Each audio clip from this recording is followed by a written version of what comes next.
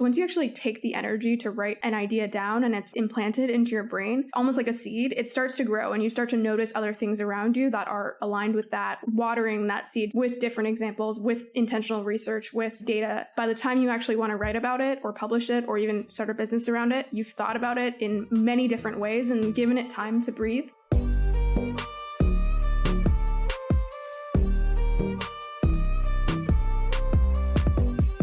Today's episode is with Steph Smith, who runs Trends.co, which is the paid newsletter from The Hustle. So they have their 2 million subscriber newsletter, and they have their paid newsletter called Trends, which is a little smaller, but drives a ton of revenue. This is super interesting. We get into her approach to growth, to research. She's actually a chemical engineer who turned into this whole world, the space. So it's super fascinating. She's got a bunch of tips and tricks that she shares around doing research. I love her thoughts on differentiating products. There's so much more. She gets into business models, everything. She's one of those people who's basically running the show at one of the largest paid newsletters behind the scenes. She's incredible. So anyway, I'll get out of the way. Let's dive in and meet Steph. Steph, thanks for joining me. Yeah, thanks for having me. Okay, so I've got to start with a question. What's it like working for a crazy person? And specifically, how are you so good at managing up? And before you answer, this question did in fact come from the crazy person that we're talking about. I asked Sam. Did Sam see that question? What should I ask Steph? And he's like, oh, I don't know, but you got to find out like how she manages to deal on a day-to-day basis. Well, I think we all are on a spectrum of like being so good at executing.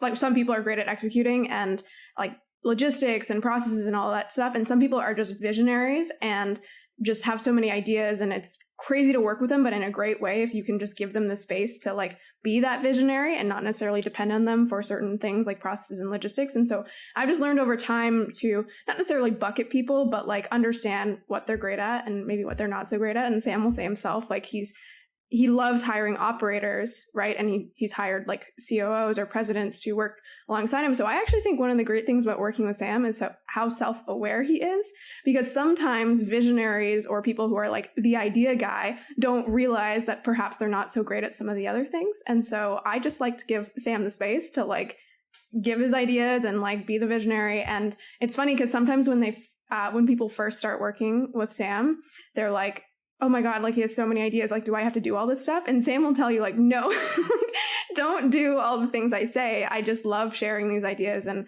getting things out there. But you have to decide like what's important, what should be prioritized. And so I do think it was a little bit of a learning curve, but now I love working with him because he does actually just give you the trust to make those decisions. Yeah, that's interesting. I think so many people run into that.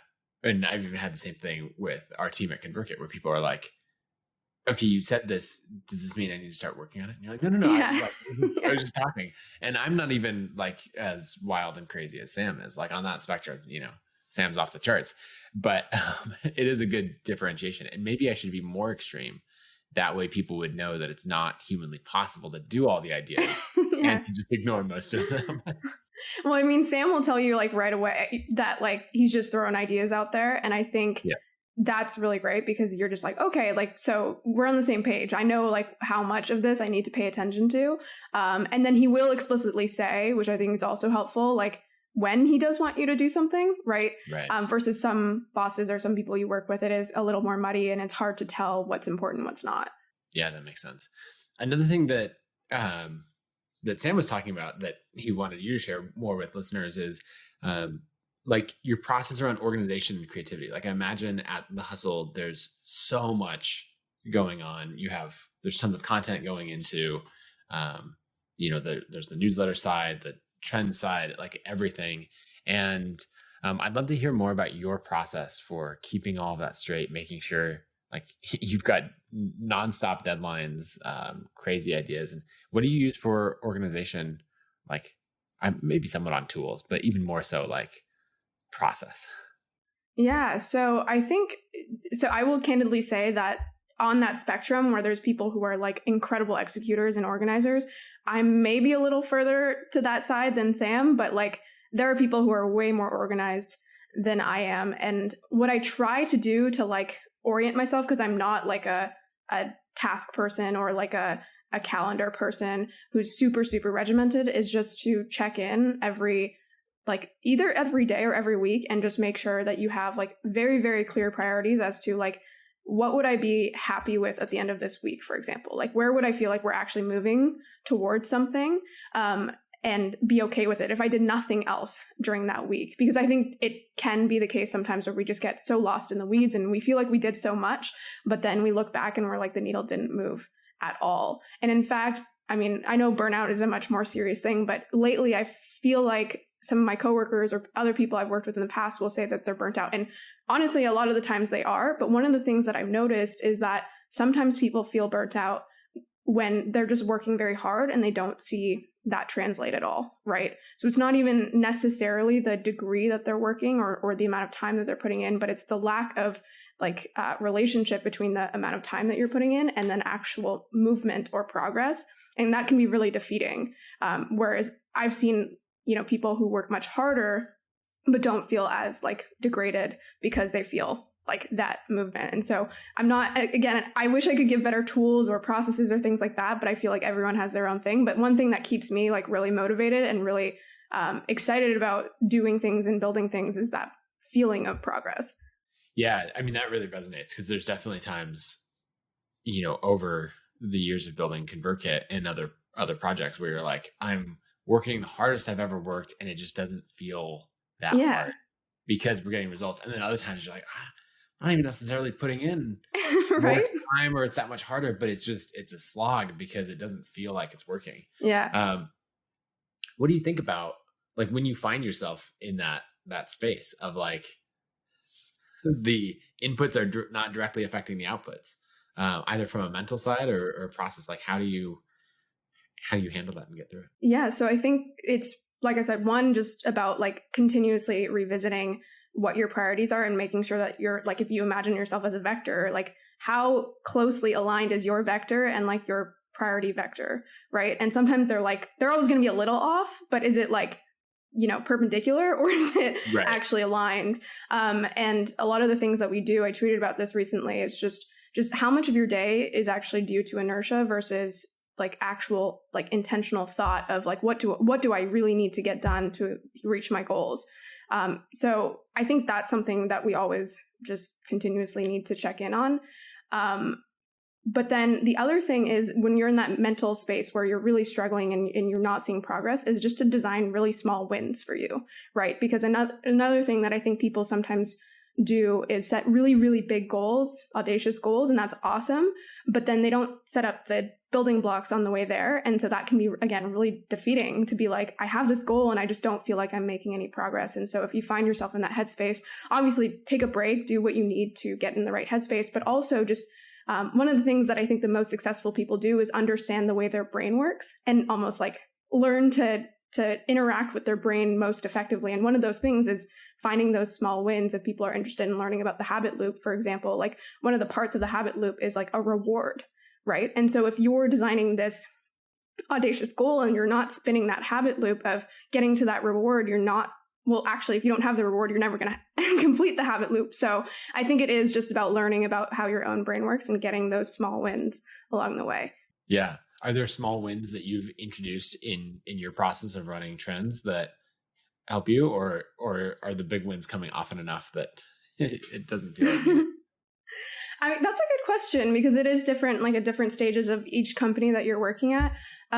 For trends, I think it really was about, at the beginning, just like creating something that people loved, right? So that was a small win, like getting the newsletter out and just, having people write to you and be like, I love this, or meeting people and finding out that they read trends and that, they loved the product. So at the beginning, it was more of that. But then, the small wins come with growing your user base and actually like unlocking a new channel, right? Or something like that. But even on the way to unlocking a new channel, it's like the mini wins of like, how can I just like focus today on just this part of the landing page and running a test where I can get a small win and I feel like I'm making progress, right? So it's, a small win can be anything from like just getting a little piece of user feedback or actually seeing like a really tangible but small change in your conversion rate, for example. But if you're not seeing those small wins along the way, like the audacious goal is like grow trends to like X thousand subscribers. But if you're not actually taking steps and reflecting on them, then that audacious goal is all of a sudden sounds actually like a crazy goal, and you're not motivated to actually reach it. Yeah, that's interesting. Well, let's dive in. Let's dive in and talk about trends in detail, and then maybe we'll go back and talk through like how you got to the hustle Sure. and trends and all of that. So maybe tell the listeners, what is trends and what makes it unique from other, paid newsletters or communities and projects that people can sign up for. Sure. Yeah. So Trends is the Hustle's premium subscription. And I always like to articulate how I remember at least Sam articulating Trends to me, which is you have the Hustle, which is our daily email of business and tech news. And the Hustle was always, imagine your friend going and reading all of the tech and business news for the day, and then coming back to you and just being like, here are the 3-4 things that you should know. No BS, no jargon, just like a friend talking to you. So that was the Hustle. And then the extension of that was like, okay, we have this audience of people who care about business and tech.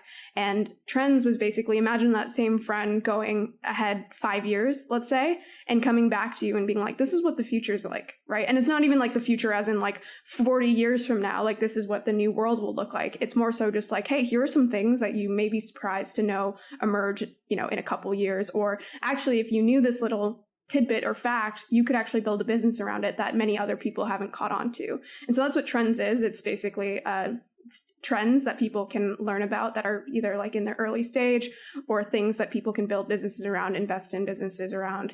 And it came at the beginning as a weekly newsletter, but now it's a community and has some other features.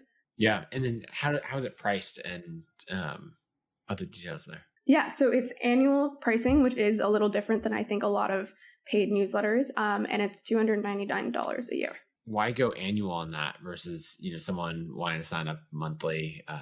As so many people are like, I don't know, a paid newsletter should be $20 a month or $10 a month. Yeah, totally. And you're like, no, it shouldn't. Yeah, so it's interesting. And we are actually looking at toying around with the pricing model coming up, but it's been that way since the very beginning. And I joined Trends shortly after it started, but even by the time I joined, it was already just annual pricing, set in stone. And I guess I can talk to a couple of reasons, because sometimes we get people who write in who are like, you must be predatory and why would you do annual pricing if you were proud of your product or something like that? And there's a couple of reasons that people don't think of all the time. So one of them is just if you're a bootstrap business, that cash flow can actually accelerate your growth if you're annual versus monthly, right? So you get the year-long cash flow that you can reinvest into your business immediately instead of waiting for that cash flow to come in, and therefore you can acquire more users, which is what we did, right? Every dollar we made, we reinvested immediately, which did accelerate our growth. There's other things sure, people might relate this to the predatory aspect, but just churn, right? So if you can really impress someone with your product immediately, they will pay for the $299, be happy with it, and not really mind that it goes around for a year. But when you have monthly pricing, there's just that much more involvement of someone potentially thinking of churning, right? So they might love your product for 3 months and actually need it 6 months later, but in that time period, they may just cancel or you might lose them. And so we have found that if you equate an annual churn rate of ours to a monthly churn rate that most people have, our churn is so low. And so that's helped us as well. It is definitely negative in some ways, so people should know some of those aspects as well. Of course, some people, $299 just sounds like a lot, even though that's only $25 a month. That sounds like more for whatever reason, right? So it can restrict people from buying your product. Of course, there's just that higher barrier to entry. But then there's other things as well. A lot of people don't know, especially because we have a trial, that even your credit card approval rates, if people have heard of dining flows and subscription payments, right, when you have that higher dollar value, you're more likely to actually get rejected by banks, even if someone's approved it. So those are some of the things to keep in mind. But again, I was actually not even around when that final decision was made, but we are playing around with other models now and in the next couple of months. Yeah, I think what a lot of people who get into paid content, I think, they see the appeal of SaaS, right? I sold this ebook, I did this thing, how to workshop one-off. It'd be amazing if that could recur.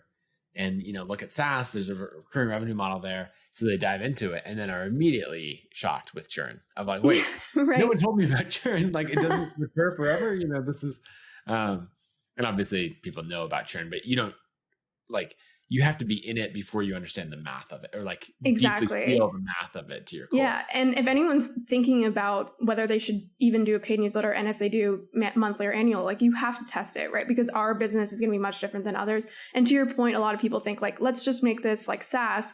But think about what SaaS is. SaaS is like, oh, there's actually this tool that someone's like integrating into their business that they need to continue running their business, versus something like, let's be real, most even premium content is, as people say, like a vitamin versus a painkiller. Right. And so SaaS has such low churn rates because people are literally like integrating it into their system so that their people need it. They like require the software, and the only alternative is probably to switch to another piece of software, which has a lot of friction, versus paid content is kind of like, I can either have this or I can actually be okay without this, right? And so that's also something to keep in mind. Is it's not the same business model. There's like parallels, but you have to keep in mind that like paid content is not SaaS. Yeah, and so having that advantage of going to an annual plan, and even so many SaaS companies, right? They push annual plans for the same reason, because dropping churn is so key. And so I think it's a great point that the reminder once a month of like, here's your receipt. Here's also what's coming up. Also, do you want to cancel?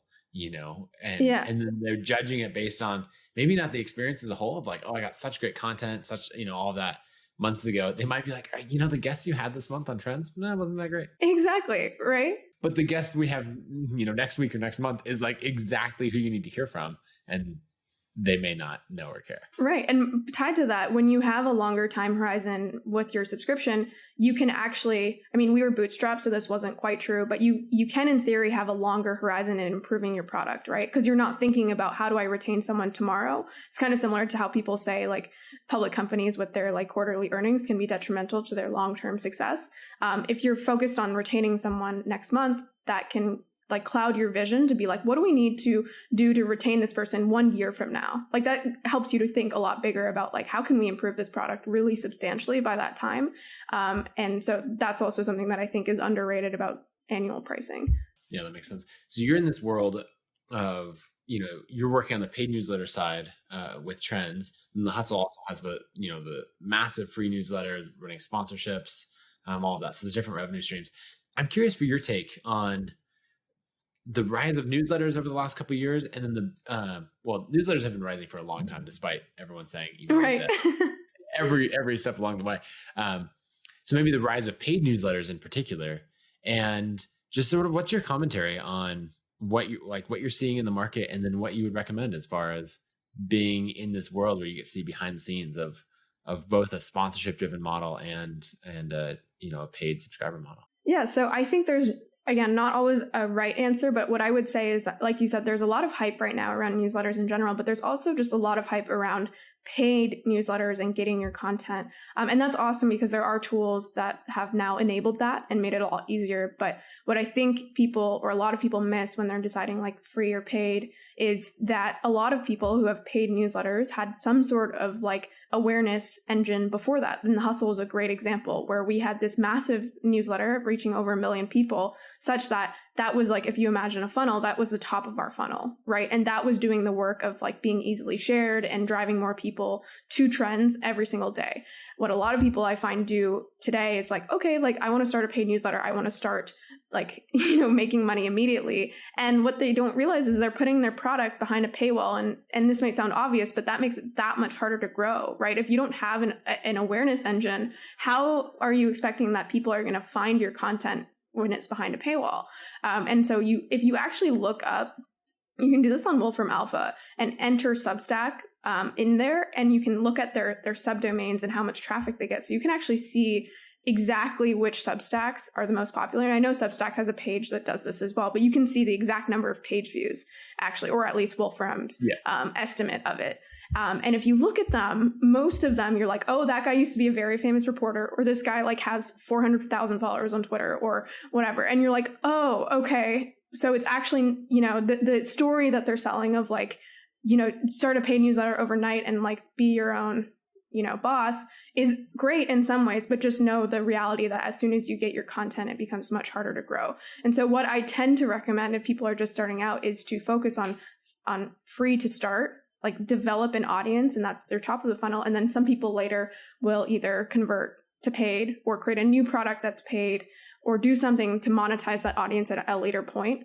But I would focus, if you have the runway to do so, on a free audience. And of course, you can monetize that free audience with other things like ads or donations or partnerships or things like that. So it's not necessarily that you have to drive a non-profitable business to start, even, because the hustle was profitable before Trends. So that's the way that I'd view it. And another thing just on top of that is when people create any sort of paid newsletter or any sort of content, is to kind of keep that vitamin painkiller model in mind. And that's a spectrum as well, right? Where if you think about it, Trends really is more of a painkiller than the hustle. The hustle is news. News is nice to have, but there's so many outlets to get it. But getting access to information like Trends that you can actually capitalize on and build a business on, that's more of a painkiller. And so the more of a painkiller you are, the more I think you can charge for your content, versus if you really are a vitamin, just it might be a more like prudent business model to stay free and just grow like a weed instead. Yeah, that's interesting, because all of these people who have successful paid newsletters do have that funnel that's still coming in. And, we see people make the transition and then they're so torn because you have this piece of content that, as a flagship piece of content, you're so proud of it. Maybe it's like you've worked on over weeks or months as it's kind of formed in your head and you've written it out. And then there's this moment of like, wait, is this free? Because it will drive so many people, or do I put it in paid so people go, oh, this is the most incredible thing. I'm so glad that I'm a paying subscriber. And it's a tough decision. Exactly. And so I guess, with the hustle having the split where, there's effectively two different jobs to be done. Yeah. How do you think about, if you're in that position of like an incredible piece of content, or you're advising a creator who has that, of should they put it free versus should they put it behind the paywall? What would you say? It's a good question. And the way that I would put it is, again, there's no right answer, but sometimes I equate like paid newsletter as more like a bootstrap business versus a free newsletter more like a VC model. And what I mean by that is you're basically, anytime you open up, whether it's ideally it's a great piece of content, but even if it's not, anytime you open up your content, you're basically like trading your immediate benefit, right, for a future benefit, right? By saying like, I'm using this to build my audience that I will later monetize, the same way that like Uber grew for years and lost money. And then, maybe they never will pull a profit, but like, that's the theory, right? And so versus a paid newsletter is more like, okay, I'm okay with maybe not having a huge audience, but I can be really profitable and I can do that right away, right?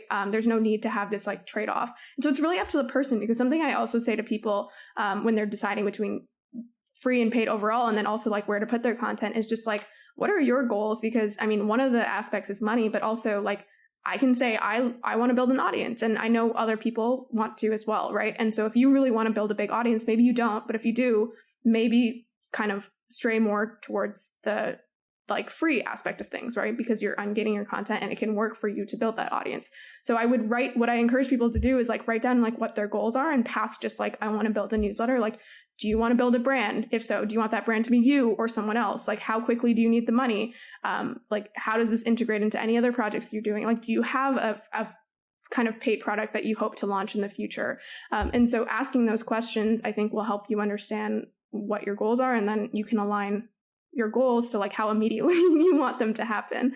Yeah, that's a really good way to think about it, because I think individuals and companies end up in one world. Like there's a lot of like the indie bootstrapped maker world. And if you end up in that side, there's a certain set of tactics and ideas that you apply, and you have this mindset.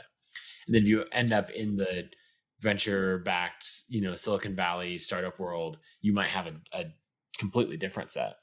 And right. Something that I've always tried to do is play like in the middle of like borrowing things from both sides. Like exactly in the early days of, when I was self-publishing books and courses and all of that, I was learning a lot from direct response marketers, about great copywriting, long form sales pages. But then I go to the startup world and be like, oh, but they care about design. Whereas the direct response world, they're like, design. Right. Nobody cares about design. So I had these long form sales pages that were well designed. And people were like, what is this thing? And it's just like, oh, it's just something taken from this world and then combined with something from this world. And now it's a new thing entirely. Exactly. Actually, speaking of Sam, he always says like, go look for the like scammiest companies, right, that are selling something that is really like not a great product, and go learn from them. Because don't go create scammy products, but like the effort that they put into like, write incredible copy or like have these like long direct response landing pages is something that now people have associated with being scammy, but they work, right? And so you can like use those same tools for something that's not scammy and you know, do even better because people actually will like your product. And so I think that's great advice, like you said, to go learn from other industries that aren't your own, because they're probably doing things that you're not used to doing that you can almost certainly learn from. Yeah. My favorite place, like my background's as a designer. And so one of my favorite places to get design inspiration was actually like clothing stores. Right. So you would go in there and they would have like their spring collection or whatever. And they would have, you know, like repainted and rethemed the store and like the tags and stuff like that. Whereas everyone else was going to like, I don't know, the CSS inspiration, like, you know, website galleries or whatever of the most inspirational sites and copying from that. And it's like, that's why all your sites look the same. Like go, you know, but if you even walk into, I don't know, Banana Republic or something and like get inspiration from their fall collection, you know, on color schemes or whatever else and bring that to a site, no one's going to think like, oh, it's ripped off of something else. Exactly. I know we're kind of going off track, but one thought I have there is on this idea of like learning from other businesses is you can do the reverse, right? Because you kind of just went like take offline and like learn from it to implement online. But for example, one of the ideas I had recently that someone should go take and build, I'm not going to build this, is you think about how many companies like Google or Facebook or Amazon that grew, I mean, partially because they're just incredible companies with incredible operators, but also because they could A/B test the hell out of everything, right? Because they could track those tests and implement them quickly. And you think about how many things in the offline world you can't A/B test. And one particular example is now that all the restaurants have QR codes for their menus, something we actually wrote about in the Hustle a while ago was this idea that, or actually this woman who actually does it, and she goes and redesigns different restaurants' menus so that, you know, the layout of the menu itself will result in like the average customer spending more at that restaurant. And she does it in just like a very manual way where she knows best practices similar to how you know landing page best practices. And she just goes and designs it once, but she only has one go, right? Like she redesigns it and then it's implemented. And I was like, someone who needs to integrate into these like POS systems and actually create this like A/B testing protocol for different restaurants where you have the same products. You don't need to change your menu, like the actual menu items itself, but even just the orientation and where things are in the menu and test that. I think that would be a really interesting business where, again, you're like doing the opposite, where you're learning from like online best practices and implementing them in a more offline setting. That's fascinating because, yeah, you know, you sit down at the restaurant and you scan the QR code and you're pulling up the menu on your phone, and who's to say that two people sitting at like tables near each other have to see the same menu? Exactly. It makes me think, I have a friend who runs a bar, and they were like exclusively a bar, like craft cocktails and all of that. And then they like added a little bit of food, and then, you know, they were able to open up like more of a full kitchen and add other things. And it was just fascinating. Their average order value went up so much, not just because they added food so someone could buy that, but it was also like, oh, I'm here to get a drink or maybe two, but if you don't have food, I've got to go somewhere else. And then once they added food, then it was like, oh, well, I'll buy that. And since I'm eating food, then I can stay for another drink. And so it was like turned into the cycle. And I bet you could end up with very similar things if someone's sitting down like, oh, I'm just here for a drink. But you could A/B test that menu and get it designed really well where they're buying other things. Exactly. Or you can just like start to design it like a web page, right? Where they see the drinks, and as soon as they scroll down to the drinks, like a modal pops up and like, do you want some food or whatever?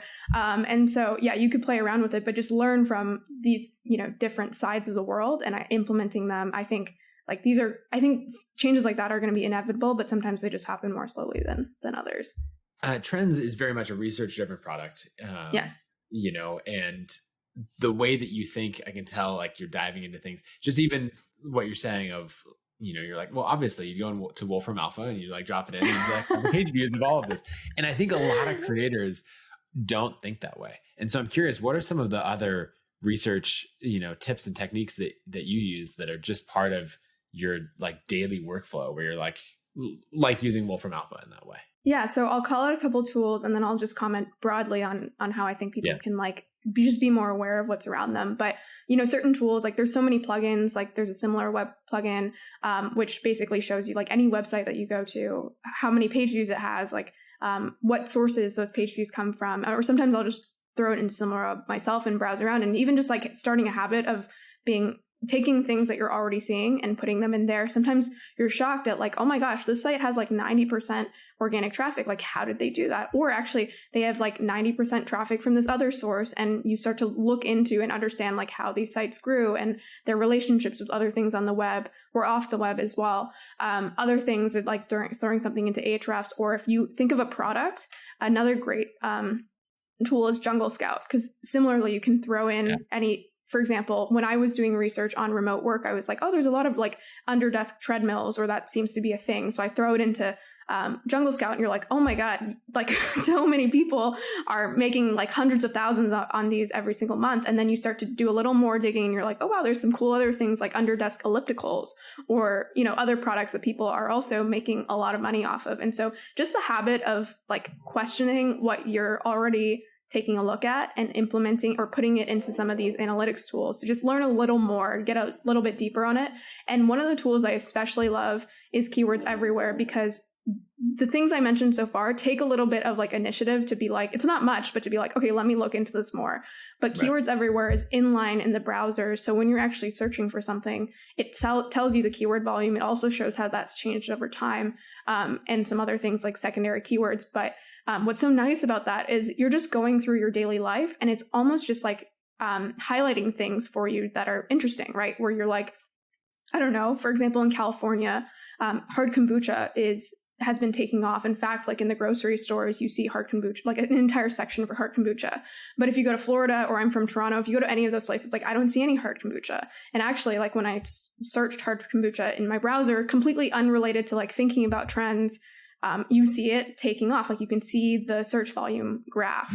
And so the thing that I think is so great about that tool is, again, just this idea where it's actually like just nudging you in the right direction to notice things. And that was the final thing I was going to say, is that I think what I think we all can work on, including myself, is just asking questions about the things that seem like really obvious around us, right? So on My First Million, which is the Hustle podcast, I think Sean gave a great example one time where it's like you're walking along the street and you notice like a patch of grass in between the streets. And most people like don't even think about the patch of grass, but then you're like, who actually put the grass there, right? Because grass doesn't just like show up on its own. And so who put this grass in between these two streets, right?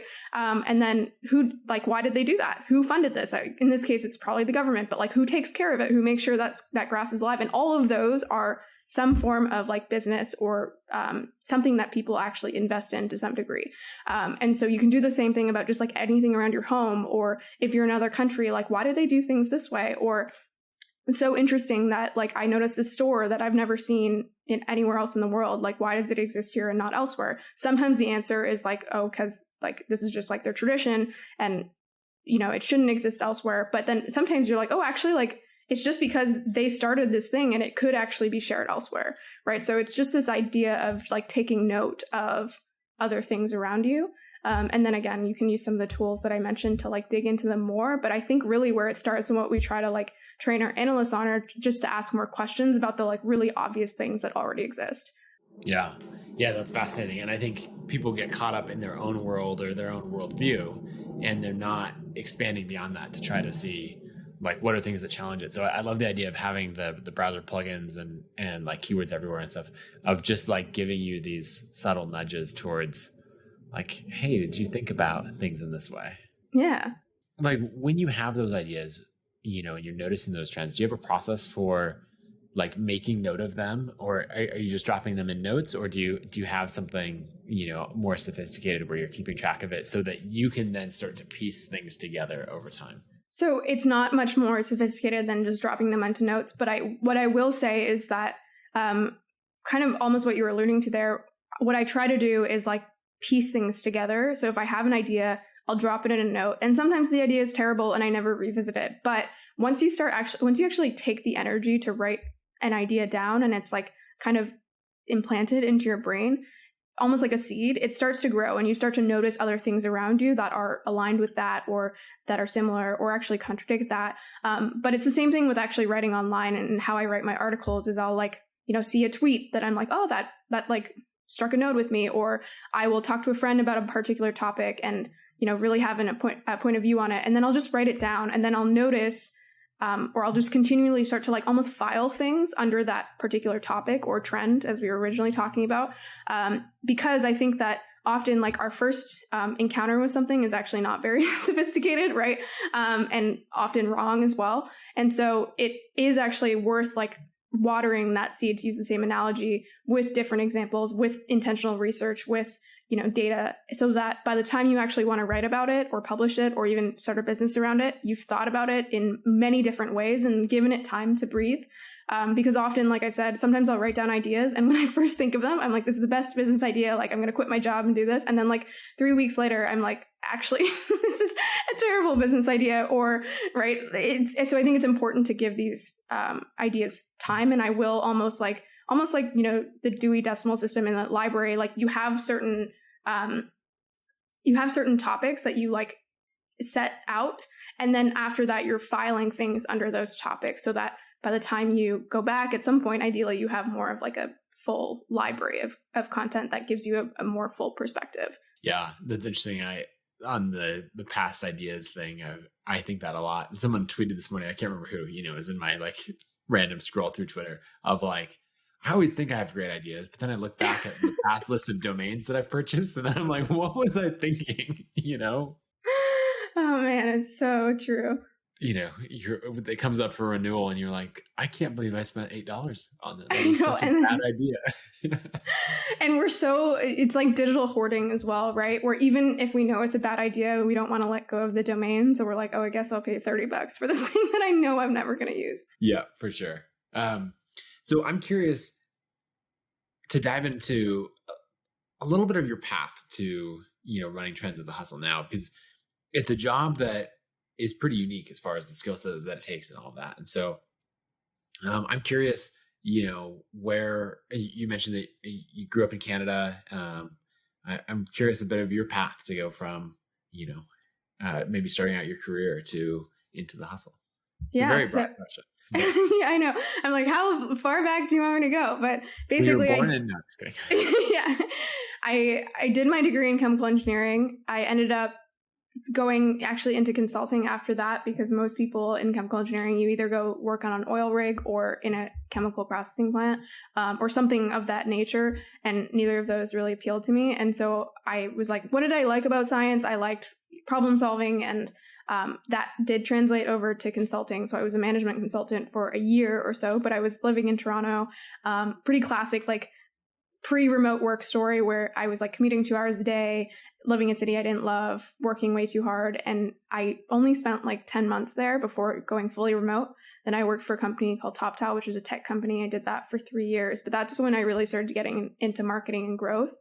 And so I started on the growth team, led their publications team. And then after that, I joined the Hustle. And it was pretty random, actually, because during my time at TopTal, I had led their publications team, and I had started to write online on my own as well.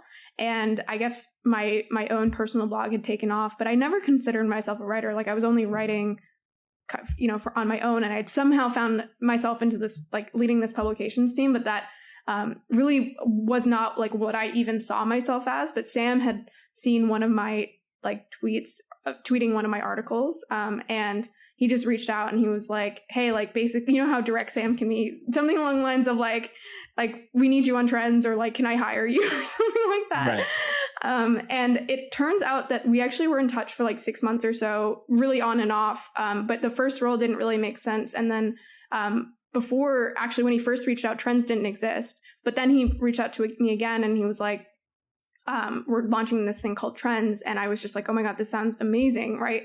Where you can just like follow all your different curiosities and write about businesses. And so I ended up just like, it was also the right time for me to leave my job just going into this, but I had no professional writing background. I wasn't like an analyst or anything of the sort. I hadn't built my own business. So I was kind of like, I don't know if I'm going to be very good at this. But it was great. I wrote for Trends for like 8 months, maybe more, maybe a year almost. And then I ended up leading the product. But I think that's something Sam's really good at, is just like finding people online who maybe don't have like the like prereqs to, as you would say, for a job, but then just like, Trung was the same way. He's like one of our writers, and he worked in finance before, but never really written, but he's worked out well as well. So that's kind of how I ended up there. So it's been totally, random, I would say. But I'm really happy that I ended up at The Hustle, and Trends has been like such a great product to work on, because it really does just teach you how to like be analytical and follow your curiosities, and then take your curiosities and translate them into something other people might care about. Yeah, that's interesting. I didn't realize that you had a degree in chemical engineering. What's the process, or what is it that you think you still use today from that degree, and that you're using a lot at Trends and The Hustle? Yeah, so I think I actually am so glad I took that degree, because there's so many other degrees that do this, but it just teaches you a lot of critical thinking and problem solving, and just like being analytical, right? Where I don't know how to size a pump anymore, even though I was taught that at some point. But same thing goes for anyone in most college degrees, right? You don't actually remember exactly what you learned. You just learned how to learn. So that's like, I would say, one of the more significant parts of like what I remember. And the other thing is just, I love this concept of thinking like a scientist, which is this, idea where actually nothing is true. Like nothing in this world is like a 0 or 1, true or false. And in fact, we don't even know, it sounds like a little woo, but we don't know what the truth is, right? And in fact, a scientist is just trying to be less false over time, right? And if you actually, because that's really what you're doing, right? It's right. Like, I loved in like, grade 7 or whatever chemistry, where you learn about someone and their contribution to chemistry, and you're like, wow, like that's amazing. And then the next class they come in and they're actually like, well, actually that's wrong, right? Because 100 years later, this guy or girl, found out that, that model was incorrect, and this one is the one. And then that keeps happening, and you're like, oh wow, actually, like, imagine being that scientist at the time thinking that they had solved the world. And in fact, like they had made a major contribution because they got us to be less false, but they didn't find the truth. And I think that's really important when you're like just even engaging online or building things, or being a creator, is just to know that like your job is not to like say what's true or false. It's just to like contribute to the world and get us to be less false over time. And then also to have an open mind where like anything today can be proven false in the future. So just like to be a little more open to learning about like what else is out there. And I think that actually did translate to Trends, because Trends is all about like, what can I predict about the future that like maybe I would not understand today, right? Or not predict today. And so I do think it leads to you having that scientific mindset. I do think leads to people having more of an open mind, because they're not locked into like them being right or wrong, and more so just like finding what's a little bit better. Yeah. Oh, that's fascinating. I love the idea of, it sort of reminds me of strong opinions loosely held. Yeah, exactly. Diving into that, I'm curious, are there things that in your career, either at Trends, that were those things where you're like, oh, this is the way that you grow something, or this is what works for content, or all of that, and then found new data and all that proved you wrong? That's such a good question. I'm sure of it. I've been wrong so many times. I'm not sure if one like super obvious one comes to mind. This is like a very simple one as a marketer. So when you first come into marketing, you think that your intuition is going to be right about a lot of things. So you think that like, if you were to look at a line or a stack of like ad copy, you'd be like, oh, I think these ones are going to work, and I think these ones are actually really terrible. And when I first started at TopTal, I was on their growth team. So I was responsible for like running certain ads on certain platforms and things like that. And I was just so shocked at how wrong I was. And that was actually like an aha moment in the first 6 months or so, where I was like, well, I truly know nothing about like what's going to convert. And after that, I was able to have a much more like just test everything mindset. But that is actually, if you haven't worked in marketing, I think even if I tell you this, you're not going to fully internalize it until you experience it yourself, where like you have to test things and then realize how often, and also like to the degree that you can be wrong, where you're like, oh, these are pretty similar, like surely they're gonna perform the same way. And it's like, no, just like a button color change can be like step changes better than something else. And so I think that was something that I had to learn, on the job, which I really didn't have the right mindset for going into it. Yeah, it makes me think of, we've been doing a lot more recruiting at ConvertKit over the last 18 months to 2 years or so. And I've had this thought always that like a short personal email is what's going to do the best. Like 3 sentences, it feels like, maybe it was copied and pasted in some way, right? But it doesn't feel like this long thing. And we started testing. So Barrett, who's our COO, he wrote this email that is ridiculously long. I'm like, this is never going to work, and we're trying to recruit a VP of product and a VP of engineering. And he's like, all right, well, let's test the emails, so we start sending out both versions, and the ridiculously long email that has like all the information you would ever want in it, and it's personalized somewhat, but everyone knows that someone didn't like sit down and type out a 500 or 1,000 word email, about this role of one person. And it performed wildly better, like night and day difference. So we have like VP of design at like major tech companies and stuff responding and going like, I'm not interested, but this is a great email, Really? That's so funny. And so it just like shattered all of my preconceived notions about, like I was even going to say like, we're not sending this email. It'll never work, and not only does it work, but people are saying like, it's a step function above, anything that they've received before. And so who knows? Exactly. Well, actually, another thing I'm wondering is you have the advantage now of traffic, and we have the same thing at ConvertKit of like, we can run all these A/B tests because we can get to statistical significance. Sometimes not as fast as we would like, especially if it's a test is a ways down the funnel. Right. What do you do in those cases where you don't have enough traffic to reach statistical significance, or, there's not quite a clean A/B test that you can run? It's a good question. I think so. One, if you don't have a lot of traffic, like you are limited to the amount of A/B testing you can do, but you can also, there's things like mTurk, and you can test things outside of like where you're actually planning to test them that are a lot cheaper. But even past that, I think when you're early on, like you don't need to optimize as much. Like obviously if you can, great. But I think early on it's about like just getting something that's pretty good and then focusing on scaling. And then once you're at the point where you're at scale, that's when you're looking to tweak and like fully optimize.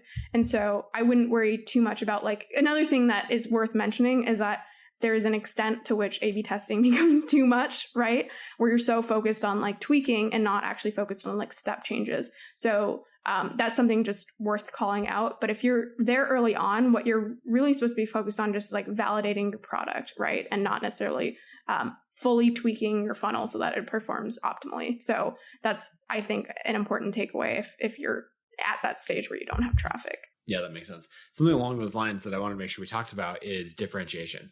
And like, I'd love, this is a very broad, high level question, but you recently wrote a book on this. And so I'd love for you to just talk about how you think about differentiating products from each other and just differentiation as a whole. Yeah. So I think when people create products, especially when they're online written content products, they forget how important packaging is, right? So they focus so much on what they're creating and not how it's different. And we can start by actually talking about like physical products, right? When you buy a physical product, you often buy it because it's cheaper sometimes, but sometimes because you like love the packaging, or because you really like what the brand stands for, or it's so much like faster at achieving what you're trying to actually accomplish, or whatever, right? It's something that you can like clearly articulate and say, this is better because of X, versus whatever else exists out there. And what I find when a lot of people write info or content products is they focus just so much on like, I'm going to write a newsletter about business or tech or fashion or whatever. I'm creating a travel blog, and it's like, great. But like, we're at the point where we all know this, the barrier to entry is so low that there's so much supply of content. So how the hell are you going to stand out? And what I encourage people to do is to focus on exactly that kind of question of like, what is your very, very, very clear differentiator that you could tell someone else? And also so that anyone reading your stuff could also tell someone else, right? Like that's how you would get word of mouth. And the exercise I encourage people to go through is basically go through your inbox. You can do this with newsletters or other products, but if a newsletter, go through your inbox, write down your favorite newsletters or the ones you subscribe to, write what you like about them in a sentence and then parse that sentence into an adjective, right? Is it like shorter? Is it more contrarian? Is it more well-researched? Is it funnier, right? Like there's very clear adjectives that you can normally label something as. And if you can't, there are cases where this is not true, but most of the time it's like, well, they actually don't have a clear differentiator. And do the same thing with like something that you remove from your inbox, right? So something you didn't like, where there's often a clear reason as well, where it's like, it just got too long, or it became too political, or, something that was very clear and tangible, which is why you took that action to either subscribe or unsubscribe.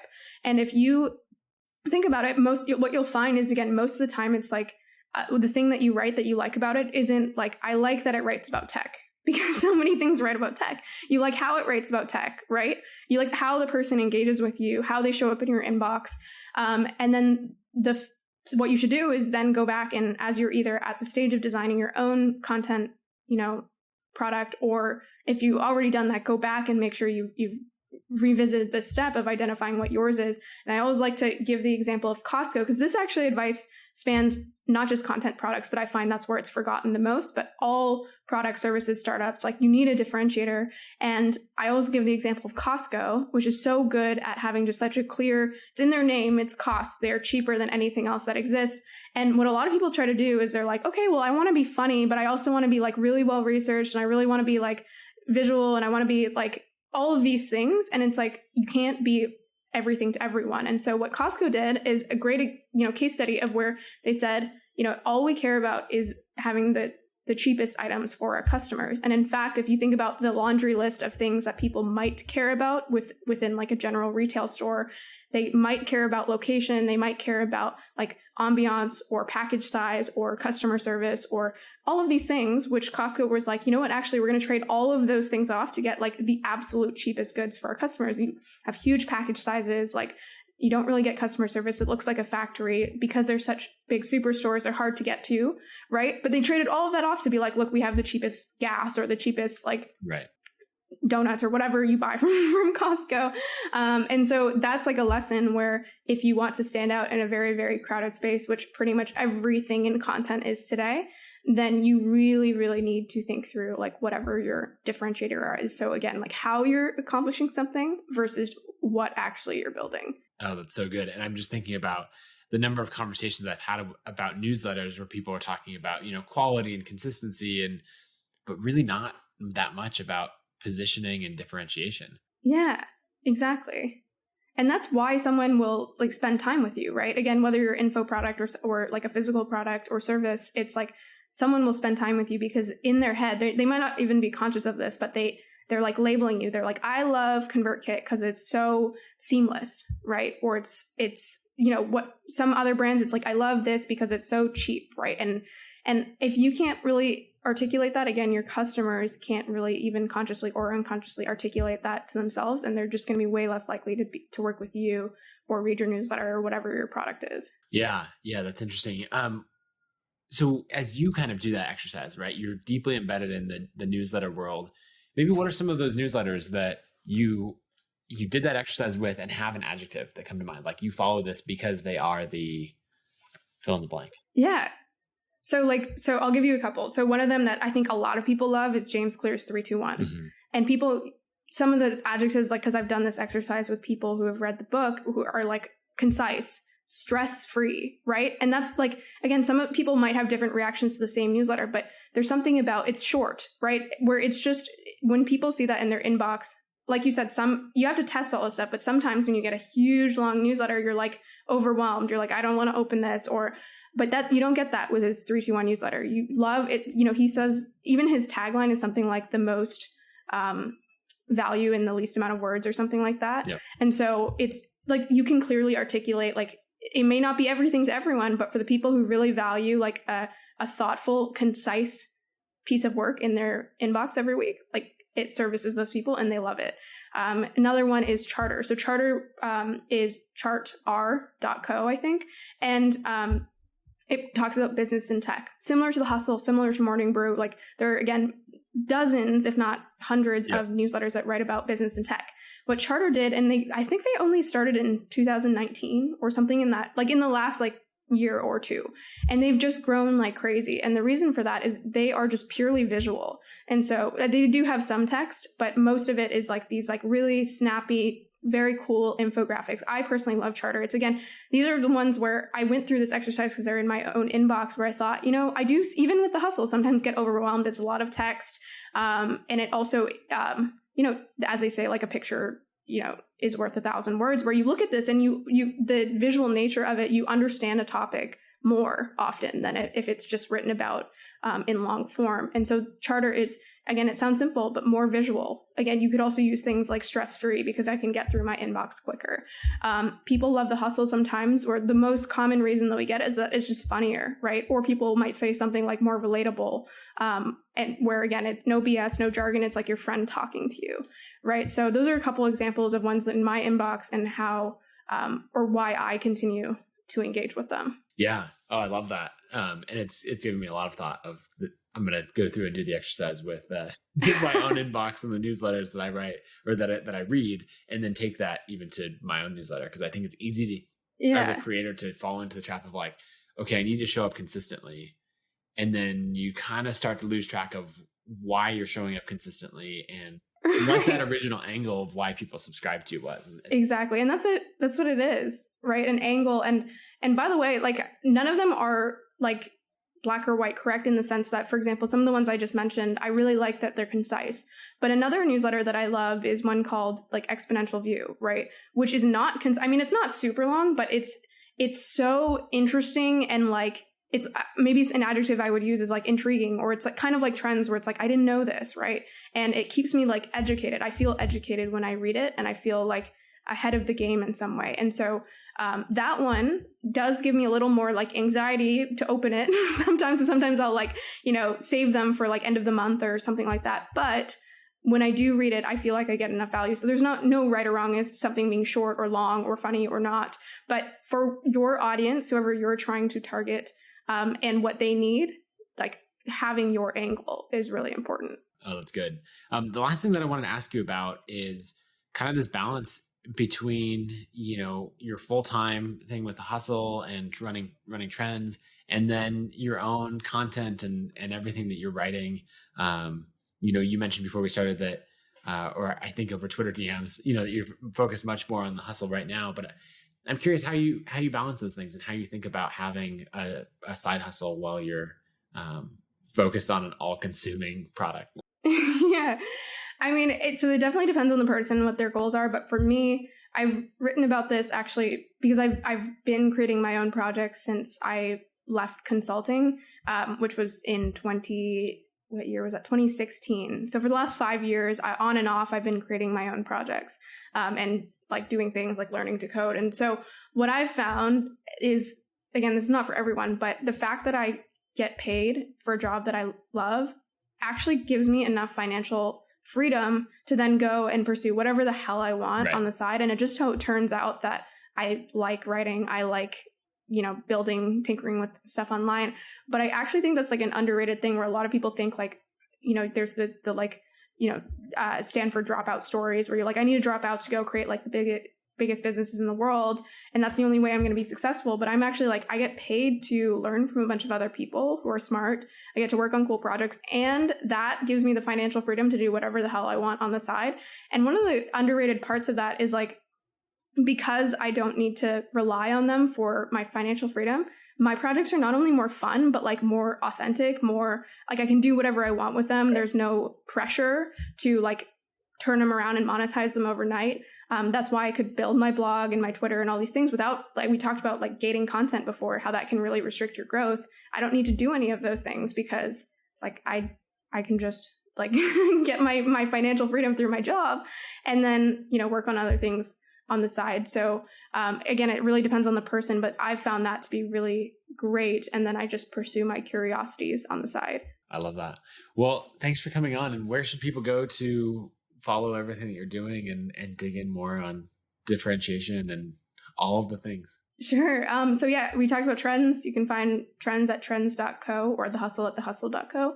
And you can find me at On Twitter is, I guess, where I'm most active, which is Steph Smith IO, because my personal website is stephsmith.io. Sounds good. Well, yeah, I'm excited to dig into more of your work, and there's a bunch of research things that I'm going to be using in my workflow now going forward. So thanks so much for coming on. Awesome. Thanks so much for having me.